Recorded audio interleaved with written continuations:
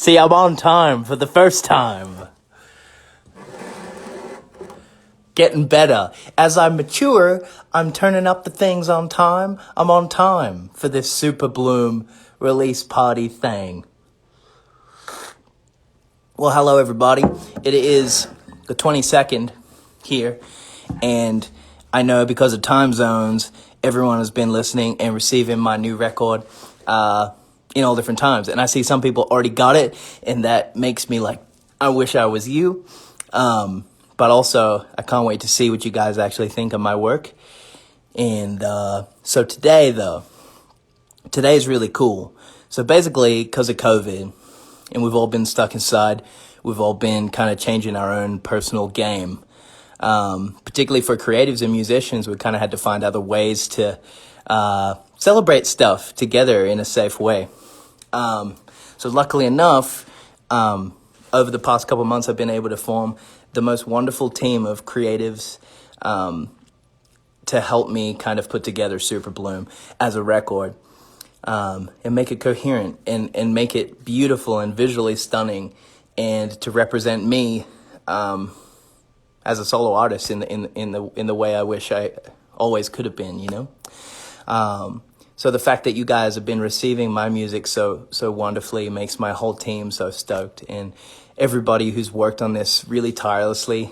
You know, I could rattle off a couple names who I want to thank if you're watching this before people dip off. Matt Pauling, I'm so blessed for our friendship, and you have taught me so much, and I am so grateful for you. I mean, we started the record in February, and you really bestowed a lot of light in me to grow and trust myself and trust my instincts and start to build upon my writing and lyricism and production. And you've been so patient with me from day one, because I was a stumbling child when it comes to production. But you always listen to my story and my narrative and what I wanted to get across in my music. Even though the ideas are so grand, I feel like we really nailed a record that talks about philosophy in a gentle way, that we're not forcing our ideas on people. I think it's in a way that balances between logic and metaphor. So I'm really proud of the lyrics that we wrote together. I'm proud of the music we made together. And Matt Pauling, everybody out there who's watching, Matt Pauling, man, we're blessed to have you. You're an incredible creative.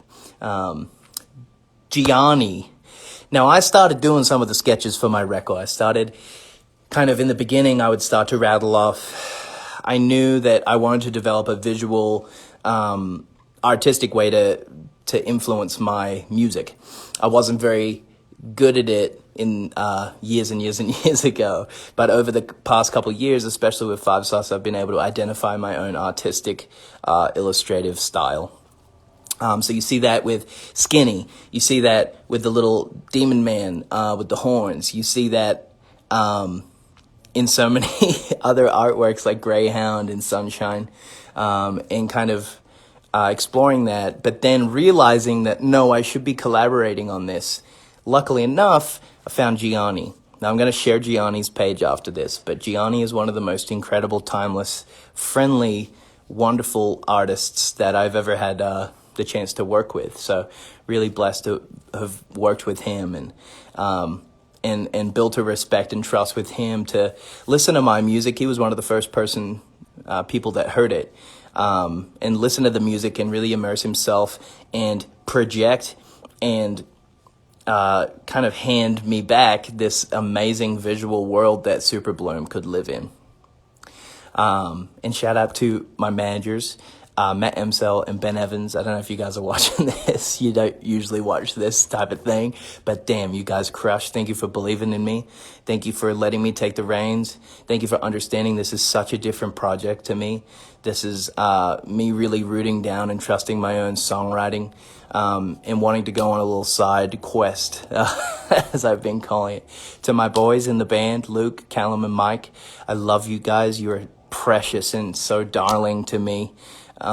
And everything, every tool I have, every lesson I've learned, you've been there right by my side, and I really appreciate you guys having that respect to allow me to go and pursue this kind of thing on my own for a moment. And I think we will shine even brighter than we have before next time we get back at it. Where do we go from now? I got a bunch of exciting shit. So I'm in this house that I rented in the desert. We're changing subjects.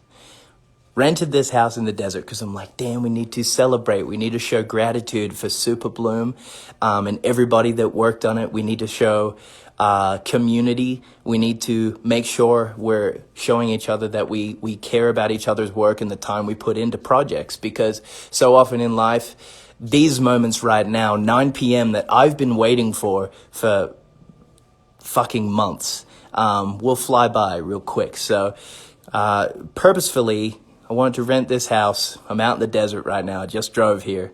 And basically tomorrow, we've all got COVID tests and we're going to hang out together, the whole team that worked on the record. And I'm so excited, first of all, for safe human interaction. Second of all, just to give back to people and show them that I love them. You know, we're going to listen to the record and we're going to, have a good time together, which I can't wait for. So first of all, I got some merchandise. Everybody who's watching this knows I fucking love creating merchandise and being a part of that kind of visual graphic design world, and finding incredible partners to make shit that you think's cool, shit that you understand, and shit that will age so timelessly, and help solidify the vision that we have that surrounds music. So right now, I'm kind of winging this, by the way, but right now, so I have my baby bag of merch. This is, we ordered these. They took a while to get to us. So anyone that's waiting for merch, I appreciate you, and you're wonderful. So we've got these baby bags, AI, with the big SUPERBLOOM on it. It makes me so stoked to see it and feel it in my hands, because this is kind of the first merch I've got to interact with. But, I knocked over my weed. I'm going to put this on in a sec, but this is one of my faves. And here, shout out to Ryan Fleming, who let me shoot in Callum Hood's pool. Thank you, Callum, for the pool. And thank you, Ryan, for the lens work. Down here, the actual SUPERBLOOM illustration was done by my mate, Kelly Shamey, in New York. And I know she's not watching this because she's cool.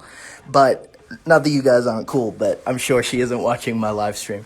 Kelly Shamey, thank you so much for making me such a fucking sick visual representation of my album name, SUPERBLOOM. And then on the sides, we got Gianni's artwork.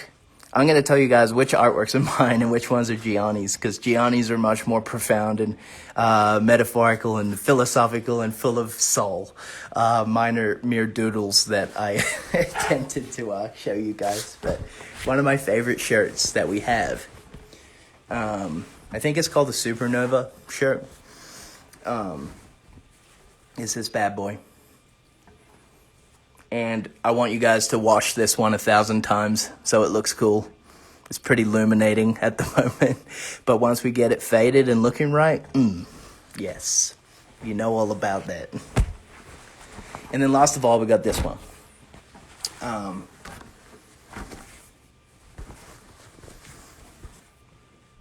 And a lot of people ask, is this Callum? No. Why would I put Callum on a shirt for my album? Doesn't make any sense, but I like your style. It's cool.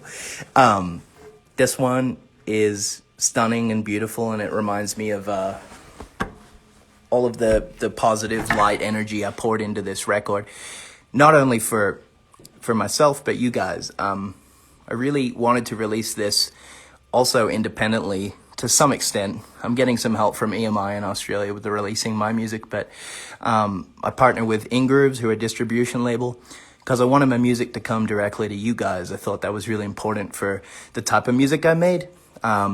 It's not necessarily pop music, which I've been involved in for a long time. It's more rock influenced, and you guys have read and I've spoken about my influences a lot. But so that's how things are going. And I kind of like being really transparent about how I'm doing things with you guys, because I think it's important for you guys to feel its purity, and it's just pure creation. Because because that's kind of the way I want to do this solo project stuff. I don't want to do anything else. Yeah. Keeping it simple, keeping it pure, and keep on writing songs that I love, and I'm just very blessed that you guys think they're cool. So every country, whoever is watching right now, I'm really blessed that you listen to my music, and I really appreciate you guys very much.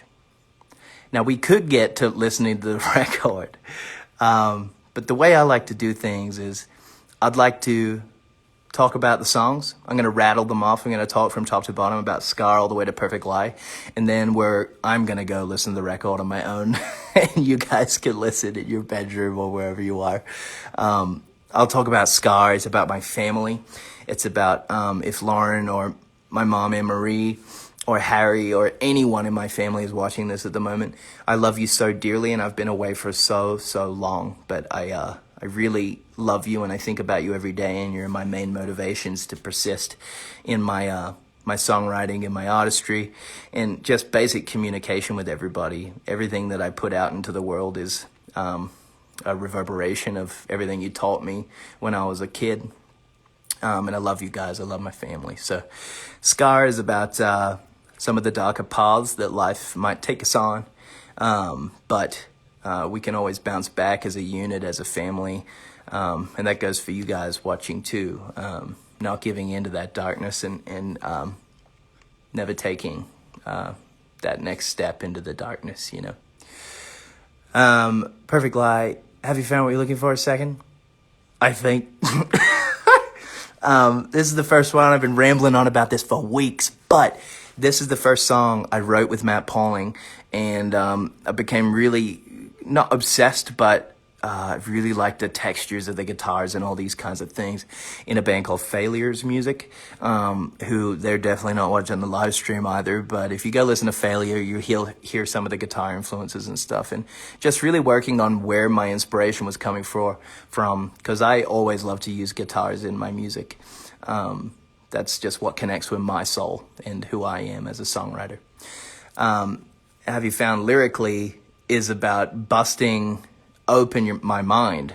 When I got sober, I stopped drinking alcohol. It was for many reasons. It was because I wanted to develop a lot of empathy and love for people, more than I already had. I wanted to get a kind of grip on my depression and anxiety, but I also wanted to open my mind even more in comparison to when I was drinking heavily, to kind of dull down the feelings and thoughts and whatever I was doing that for. But Have You Found What You're Looking For is me busting through to the other side and going, no, I will pursue clarity. I will pursue love. I will pursue all these things. I will live a life full of joy. And that's what SUPERBLOOM's pretty much all about, all encompassing. Live a life of joy. Choose yourself. Choose that lighter path and your intuitive path that guides you to true happiness as a human. So, Skinny, I don't know. I wanted to release this first just to put something out into the world that resonated with me so deeply that there was nowhere else to hide. You know, I want to be a lyricist and an artist that puts lyrics out there that are intriguing and heartbreaking or just vivid. That song, I've never really written a song with such logical, anatomic kind of lyrics that are very, I call them sharp. And that's, that chorus of Skinny is the first time I really enjoyed listening to my own voice back. I never sang on a song before, where I've listened to my voice and I go, damn, I sound good. 'Cause I'm still working on that as an artist. And how I record my vocal is really grown over the years. So Skinny is the first time that I fucked around with vocal doubling, one take, no melodyne, and really getting identical double takes and stacking my voice on a really beautiful microphone and singing in such a way that it really illuminates my personal tone as a vocalist. So getting into that shit was really exciting. So Skinny obviously is about body dysmorphia, but also discovering my own voice. You know, it's funny and profound how life works like that. What's next? Greyhound. Fucking epic. You know, I kind of want Greyhound to blow the roof off wherever you're at. It has an incredible guitar solo done by the mighty Matt Pauling. That song, for me, growing up, I knew a greyhound trainer, 70 greyhounds on a farm, and I used to help him feed them, and then they would race them. And little did I know, didn't know much about animal rights when I was a kid. I wish I did. And later on in life, I thought, it's so fucked up. First, second, third, if you're not first, second, or third, yeah, the dogs would, you know, not be a part of the race anymore.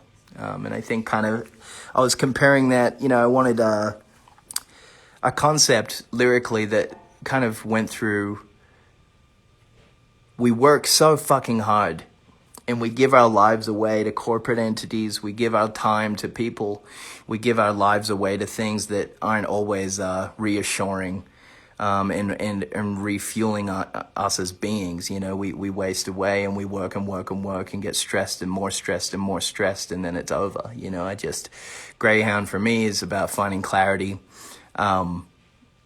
in what you're pursuing, why. The visual of Greyhound is just when you catch that fake rabbit as a Greyhound, if you're racing as a Greyhound personified, what do you win? What do you really win? So make sure you know what you're chasing, basically, and that's what Greyhound is about. Matter of Time is a beautiful song about imposter syndrome, and when things get good, don't destroy them. When things become, you get good feelings from things in your life, you deserve them. You deserve everything that is good. You deserve everything that is profound and joyful, and you deserve to have good things in your life, even though all of us have been through different struggles. So that's what Matter of Time is about. Accepting joy and letting it flood in when it does. Let me think. After that, we got Sunshine. Sunshine, I mean, let's talk about the strings just for a moment. The orchestral arrangement on Sunshine is fucking bonkers. Matt Pauling did such a crazy job. He said, I'm going to turn this shit. So at first, it kind of sounded like a Cat Stevens kind of song, if you guys are familiar with that guy. But he was like, nah, I'm going to turn this into a orchestral kind of masterpiece. And I went, okay, man, I fully trust you. Like, you're incredible and you're really impressive musically, and I want to see what you can do. So he went into his studio for about 3 days and came out with this masterpiece that is Sunshine. And I love the concept. Although the world is fucked up and it's dark at times and there are world issues beyond belief, I think Sunshine is all about encapsulating that you must spend time in your own body, enjoy being young, enjoy the simple things, enjoy the simplistic nature of your human existence every now and then. Although it is important to keep up and help other humans always. Make sure you spend some time with yourself, self-care, be with yourself, develop love in a kind inner dialogue in your own mind, and be kind to yourself. Yeah, there's a lot of great lyrics in Sunshine. I'm actually proud of that one. I think that's a good one. Next up, we got... I don't know why I'm doing it like this. I'm sorry. It just could have been a spoken word thing. I'm really fucking sorry I invited you guys to this. I don't know how else to do it, so I'm bad at these things. What's the... KK? What's the next song after Sunshine? The Sweetness, yeah, thank you. Sorry. Yeah, The Sweetness is next. I don't know, plain and fucking simple. If you feel like life is a constant uphill battle and you're dealing with depression or anxiety or anything, and you think you need to reach out for help, there's no fucking shame in that, man. You must get help. It's it's such a critical thing to do because you can recover, you can become happier, you can become more yourself at the end of the day. And if you do need help, you know, I don't know if you need Ashton looking through a screen telling you that, yeah, do it, try it out. Because you can be brave and you can go, you know, get therapy or speak to a counselor or find a friend and speak to them about the shit that's going on in your life. Yeah, that's a, we can talk about more in depth and the sweetness another time. Next is it I'm to blame? Yeah. No, it's just drive. No, it's I'm to blame. Okay. I'm to, thanks. I'm to blame. So there's a band called Deep Purple. And I don't know if you guys would really like this shit, but it's classic rock. And they have this song called Fireball, and it has one of the most banging drum intros. It's like one of the best drum intros of all time. And I wanted to have a song on my record that started like that because you guys know me as a damn drummer. So I was like, we need to have a drum moment. Matt was like, yes, we do. That's why Matt was the right guy for the job. He's like, yes, we need drum intros. I'm like, what producer in the world could I fucking say, yeah, man, I would like to put drum intros in the song like it's the 80s. But I had fun doing it, and it's fucking sick. I'm to blame's about a mushroom trip. I'm to blame's about expanding your mind and blowing your mate's mind when you come in with some cold, hard facts about our consciousness or what we feel in our journey and growth as people. When you blow people's minds, with some wisdom, or maybe it's not because he who thinks is wise is not wise, but speaking to people from a truthful place and working all the secrets of the universe out. That's what I'm to blame's about. I showed you the light, and I'm to blame. It's not a negative thing. It's like we really busted through to the other side, in a psychological sense. We worked it all out. We know what our purpose is, and I'm to blame. So at the end, so to people that don't know what the concept's about, it purposefully says it sounds like madness to you, because the concept is kind of, I would call it whimsical or vague. Yeah, the next song, Just Drive, I'm not going to go super into depth, but this was a song for KK at the time. And her and I were experiencing loss, her in particular. And from a lyrical standpoint, it's a gentle song, but it speaks deeply about the simplicity of when you're in a loving relationship with someone. You don't always have to have the answers. You don't always have to have a solution to problems. You don't always have to have a cure for pain. You can just be there and be a friend and make sure you're gentle and soft for them and just, you know, that's why it's so simple, that chorus, Just Drive. It's a simple thing that we do in California where you just kind of you have so many places to kind of go to a lookout, a Mulholland, or you drive to PCH and go to the beach or whatever, but it's simple things where you kind of work the problems out. I really like the lyric in that song, we can tie another knot between us and some hope. Because when you've run out, I feel like at our darkest moments, we need a friend or a partner or whoever it is to go, no, we're going to try. We're going to try get up, and we're going to try be resilient, which is what I do with you guys all the time, you know. You've seen me kind of flow through almost a decade of my life publicly, and that's been kind of crazy, but it's a trip to think about. But yeah, I love that song. It feels really good. Just Drive into Perfect Lie? Yeah, sorry. It's only 10 fucking tracks and I forget. It's awful. Perfect Lie, I spoke about it with an interviewer yesterday for Rolling Stone in Australia. And it's about me growing out of songs that I've written in the past. Like, in fact, I'm pretty stoked today when I think about this song, but like a song, for instance, like Voodoo Doll that I wrote with Callum when I was like 17 years old or some shit. It's like, I just don't dig that song as much as I used to, in the most gentle way possible. And it's like what my mom says to me, like, we release Youngblood, you know, it's #1 for 10 weeks in Australia. And she says to me, well, Gotta Get Out is still my favorite. And I'm just like, damn it, you know? So we have to play those songs, and we honor those songs forever, no matter how old they get.